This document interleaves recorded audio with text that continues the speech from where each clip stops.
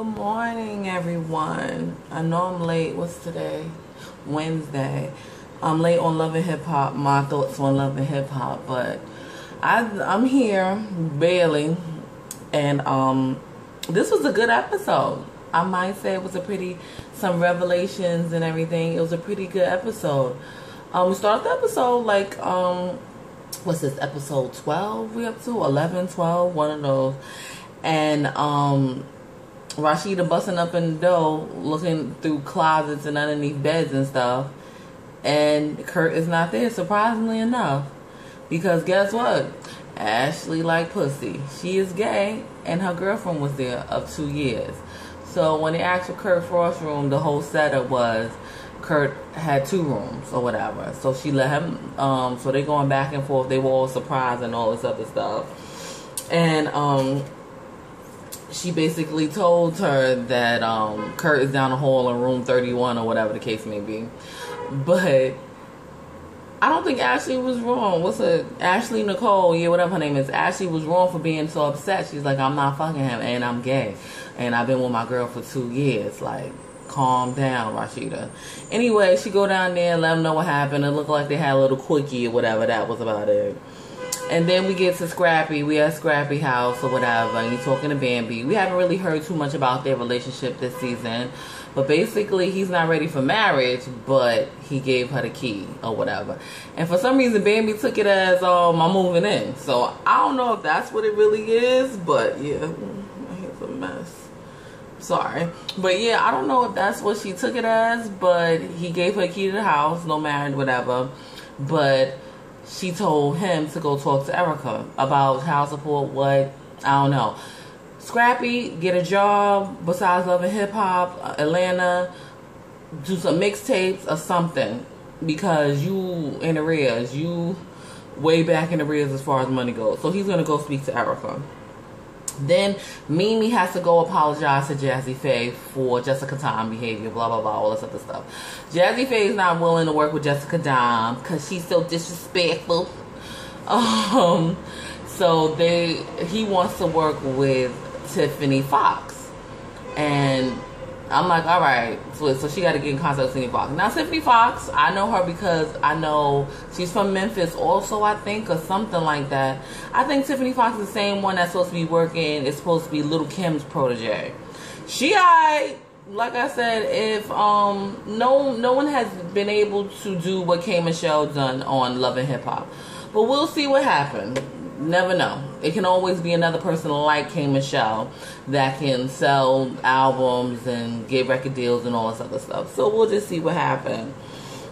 Okay, so Jock goes sees Miss Katie or whatever, and he got a divorce. He finally out got the paperwork and all that, letting him know that he's serious and he wants to be with Katie.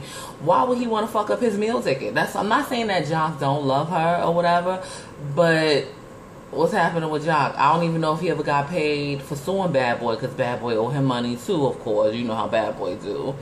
But who knows if he ever got paid in that settlement. But what are you doing, Jock? So he needs Katie. That's his meal ticket. She love him, and she'll do anything for him. And why not have that type of chick on your side? I don't blame him. So yeah, she was so excited about that or whatever the case may be, and that's good. I really like Katie. She look cute that time. Sometimes them wigs be killing me, and she never have on a damn bra, and them titties be sagging real low, and I can't take it. But that's what happened with that. Then Miss Kalina went to go see Miss Deb.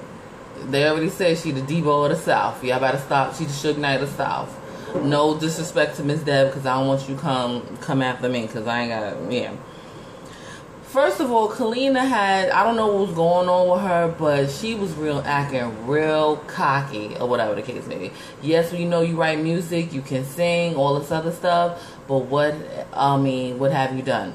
Of course, I don't blame her for asking Deb, who has she managed, or whatever the case, recently, or whatever the case may be. But how she came off was really, really, really, it was rude, it was arrogant, and it was very cocky. And I don't know where this is coming from. I don't know if this is Kalina's attitude, but I'm not feeling it. I didn't like it or whatever, how she was to Deb. or whatever. And Deb said it. You came to me or whatever. She's claiming she make money in her sleep, and I'm like, but yet you crying over $75,000 for this club. So, and that was all you had. So you can't be making money in your sleep. Granted, I don't know nobody finances. I'm sure her credit score is higher than mine, and I'm sure her bank account got more money than mine, so I can't say nothing. So Deb wasn't here for it, and Miss Deb wasn't here for it, and Deb was letting her know, you can get the fuck out, basically, and, you know, she's done or whatever. You know, Kalina apologized a little bit, something like that, and that was it. So that's what happened with that, and, you know, later on with Tammy. So Scrappy goes sees Erica. They were talking in her garage. She was over there sewing on, I don't know, sewing some jeans together. I don't know, hemming some jeans. I don't know what she was doing with her whole classics clothing line. So they were talking or whatever about the whole child support thing, and she was just happy that he stepping up. It looks like Erica still want to be with him, and I can understand that. That's Imani's father, so why not? And you still love him. So it was really dumb what happened before anyway, but whatever, we'll see. Mimi meets up with Tiffany Foxx, and she wants to tell her that Jazzy Faye want to work with her, so she's happy, blah, blah, blah. I don't know if you noticed, Tiffany Foxx is real pretty, but she looks like she's up there in age. She has to be like Mimi age, like 45 or something like that. But she's real pretty, 45, trying to start a music career. I don't know. It can happen. I don't know. It can happen. And that she wants her, I mean, finally, I don't know if she want to work with Stevie. I don't know how that's going to happen or whatever. So, y'all got to tell Cena it's over. I'm not fucking with you no more. I want to be with Katie. I love Katie or whatever. They with the twins, with the kids and everything like that. And Cena is upset. She starts wilding out, cursing in front of the kids. And he said, why are you cursing in front of the kids? Or whatever. And I don't know, maybe she thinks Jock is going to continue to come back, but why would he mess up his meal ticket? He loves KD. KD takes care of him. You can't take care of him. KD probably take care of you too, Cena, so let him do him and be with her. I don't understand. You got a nanny. I mean, not to say she doesn't work, but you have a nanny. So what's the problem? KD probably paid for that nanny, so you need to chill out. What else happened with that? I'll say, so Mimi's trying to get this MF management all together with or whatever, and she knows JD, Jermaine Dupri. No. I think this has to be all settled. I'm not saying that Mimi doesn't really know the business like that. Yeah, her baby father, Stevie J, yes, he was heavy in the 90s. Into the 2000s, blah, blah, blah, whatever the case may be. He worked with Bad Boy, Mariah Carey, blah, blah, blah, blah, blah. Whoever. But you didn't work with the Mimi. You was holding down the fort or whatever while he was cheating and he had Eve, all this other stuff. So, yeah. So JD brings Jessica Dime to JD and whatever, and he's feeling her, whatever. So he don't have no beat, a track for her.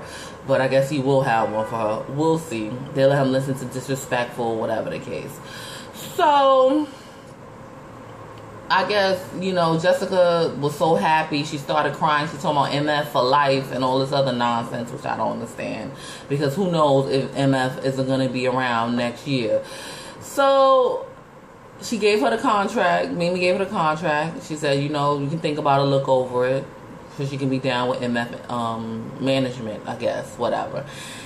And that was basically it with that. So we get to the end of the episode, and we at the club, Kalina's club. And Kalina and Tony was a capture with a K. And once again, Rashida was with her. She's like, oh, you look like you guys are doing well, She's like, well, I'm here to support I got to support my husband. Doing well is it's like 10 people in there. They act like it was packed in there, like it was, I don't know, what's the club? Oh, like it was Magic City. I mean, only no strip clubs in Atlanta, so I'm sorry, I don't know. They were acting like it was Magic City up in there, like it was packed like this. No, it was like 10, 20 people up in there. So, Kalina talking to Rashida. Kalina telling Rashida that it didn't go too well with Deb. And Rashida even surprised because, Deb is about her business. And, she's a real cool woman, basically. And she's about her business. She knows she's doing. She's been managing her son. I don't know who else she's managed or whatever. But if she the Debo or the South, shit, I'm sure she know what the fuck she's doing. So Tammy walks in. You remember Tammy from last season? That is Waka Flocka's mother, Tammy's mother-in-law, and she heard that basically Kalina was being disrespectful. You know Deb told her, so you know how that goes. That she was being disrespectful or whatever. So they went to, Tammy went to capture to speak to her, whatever, about what happened. And Kalina is kind of right, was like, well, why are you even talking to me? Like, because that's me and Deb is grown women, and she has something to say, she can say it to me or whatever. And Tammy's basically saying, well, you was being disrespectful and I don't appreciate that, talking about this, or who does she manage, and all this other stuff. And it just got heated or whatever, you know. And Kalina had got mad or whatever, and Tammy started getting mad, and they just started going back and forth, back and forth. But what was the hilarious thing, Kalina was like, I just got off a world tour. She was like, Tammy's like, world tour with who? She was like, did he Dirty Money? And I'm like, you just got off the tour? Boo. Dirty Money was like 3-4 years ago, but alright, maybe she's still eating off of that. I don't know. And they just got into blows, and Kalina started getting real New York. I'm guessing she from New York because she kept saying, son, what you want to do, son? Like, whatever she said, that shit had me dying.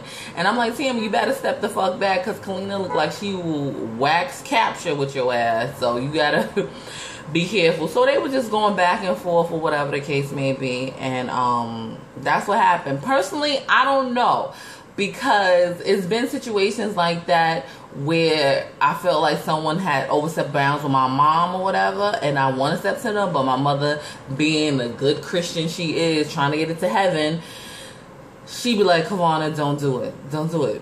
So it's like, for me, I will have to listen to my mother, because I know she'll be upset if I step to somebody, if I stoop to their level and do something like that.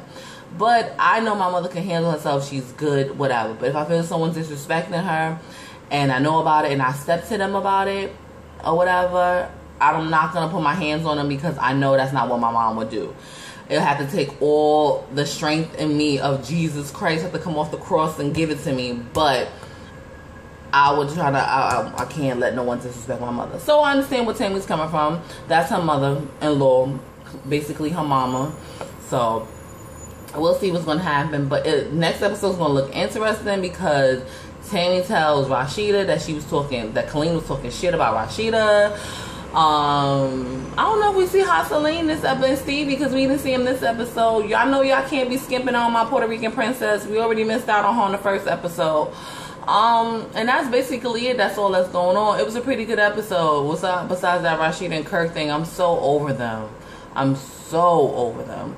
And I guess we just had, next episode, Cena and Carly Red is gonna make some plans because they don't like Katie. And I'm like, Carly Red, don't do it. You're very messy, but I like you, Carly Red, because for some reason you ain't dating nobody, but your ass seemed to stay on Love and Hip Hop. You stay getting Love and VH1 checks, so I'm proud of you. But don't stoop to that level with Cena. Cena, he do not want you. You need to move the fuck on, just like Carly Red did.